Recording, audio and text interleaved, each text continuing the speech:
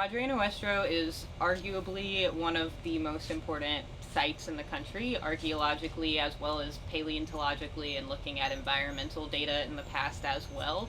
So we know that the cave formed and for a while was a dry cave because of the presence of those stalactites and stalagmites, which can only form in dry caves.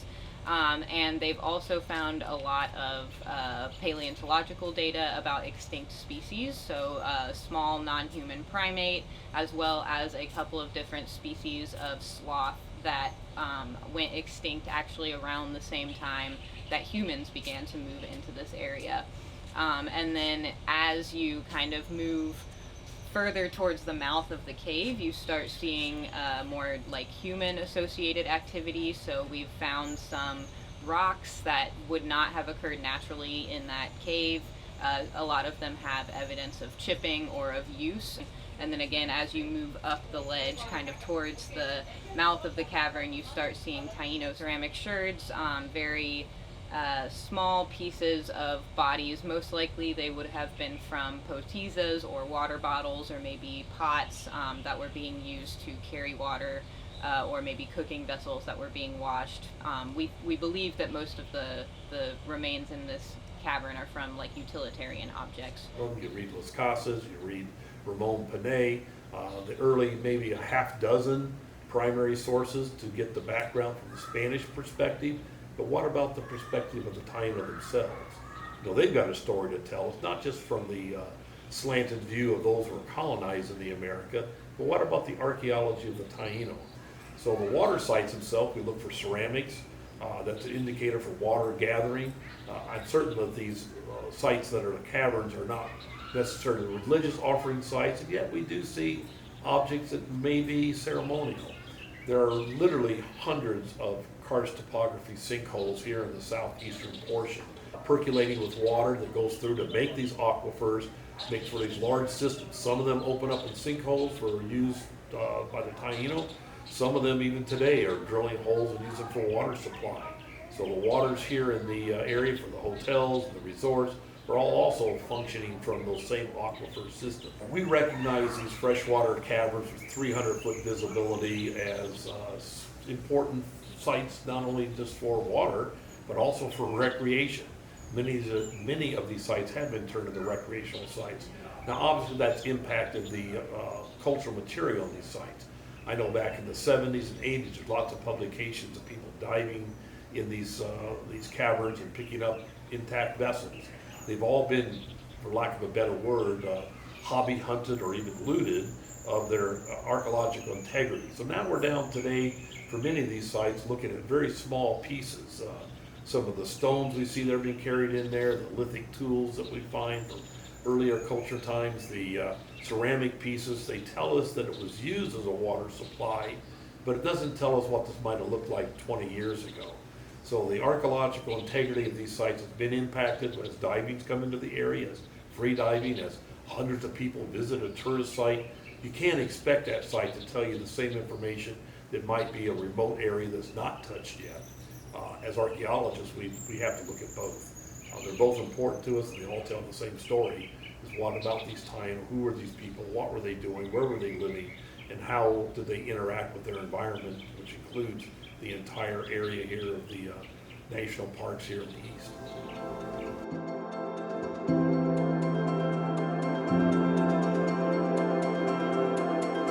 I'm Kirsten Hawley. I'm a PhD student at Indiana University in archaeology and earth science. So I'm here in the Dominican Republic doing some field research for some preliminary data for my dissertation in the future, and working with Charlie Beaker on the Living Museums in the Sea archaeology.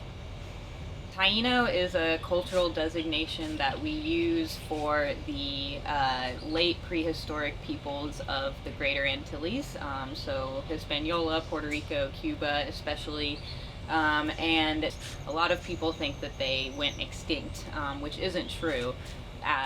with the advent of DNA testing, we know that a lot of people in these islands still have a significant amount of Taino DNA, and a lot of their cultural kind of folklore and other ideas have been passed down as well and are kind of ingrained in Dominican culture, Puerto Rican culture, things like that.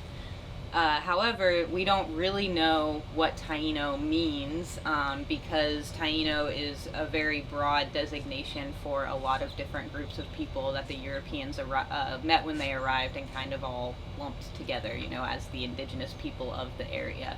Based on archaeology that has been done since then, we know that there are a lot of differences between groups on these different islands. So that's kind of what I'm looking at with my research, is starting to kind of identify, the specific group that was living in this area of Eastern Hispaniola, and try to identify kind of differences and commonalities and connections with other people in other islands, so that we can start to think about what kind of diversity is included in that Taino word.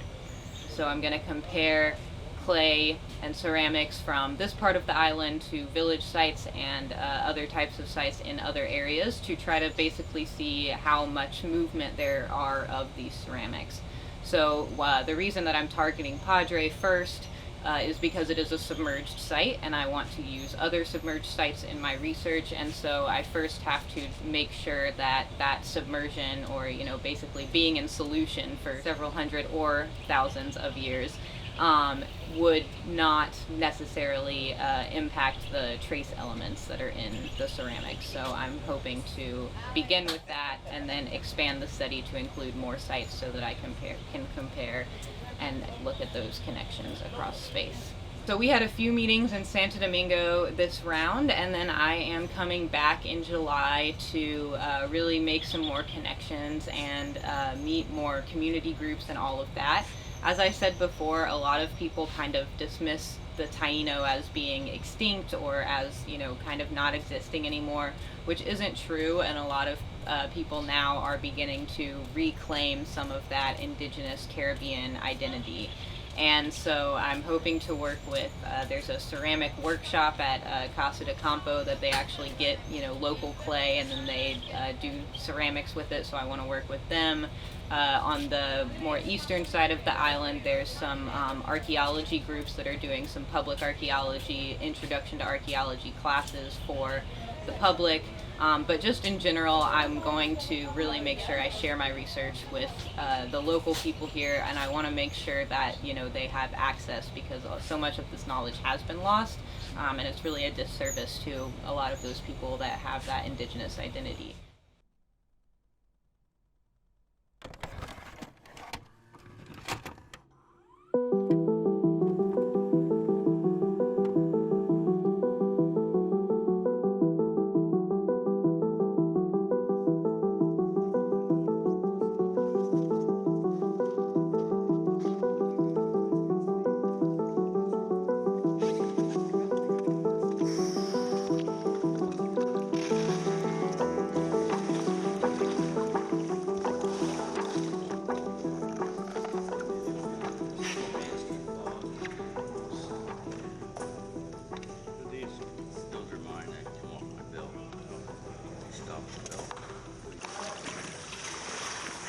Just remember the tree roots full of trash.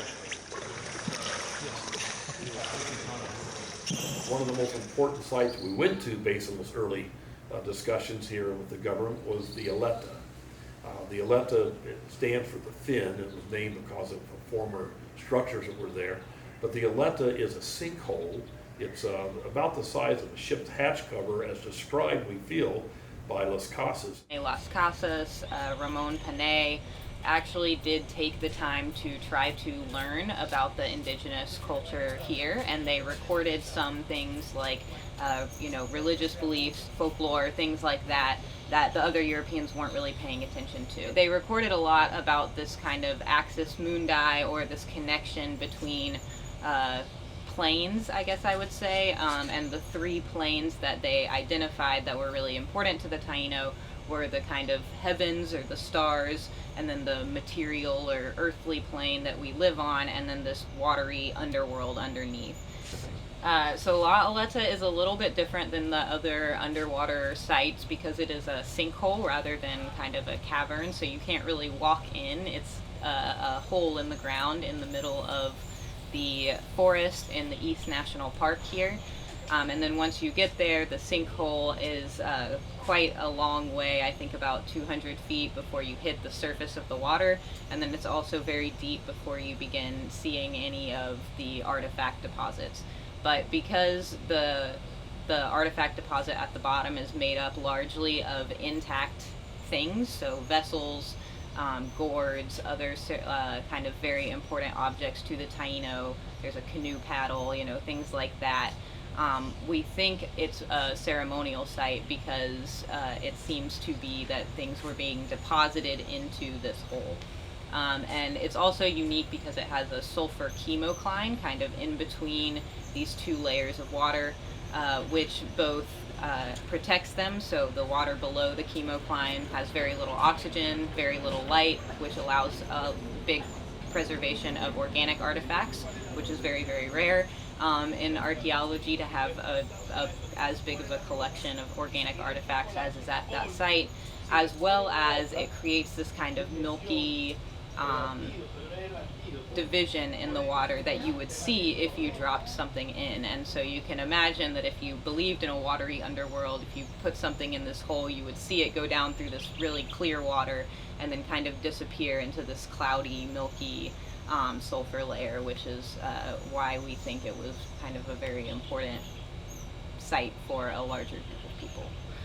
But I think also this site relates to Puerto Rico. Las Casas said there were boats coming, canoes, daily from Puerto Rico. I don't think it was daily, but certainly on a regular basis, canoes crossed the Mona Passage. Where would they land?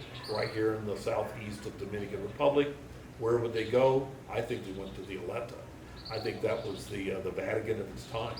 And all the other Taino village sites we find around here, they still revered the water. It was important, these crystal clear pools of water that we find here in the southeast, this large karst topography that is really susceptible for percolation of water to make sinkholes.